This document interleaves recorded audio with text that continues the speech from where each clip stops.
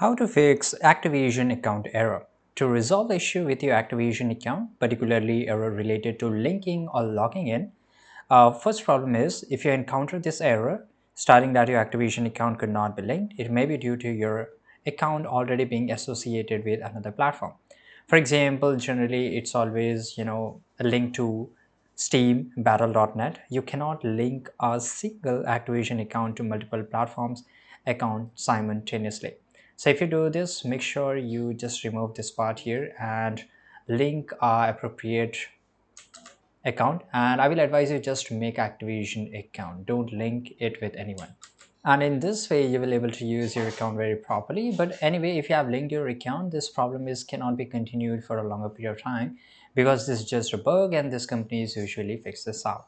Now here to fix this, you can just go to your profile account, and in the linking, you can unlink any of the account and then link it back again.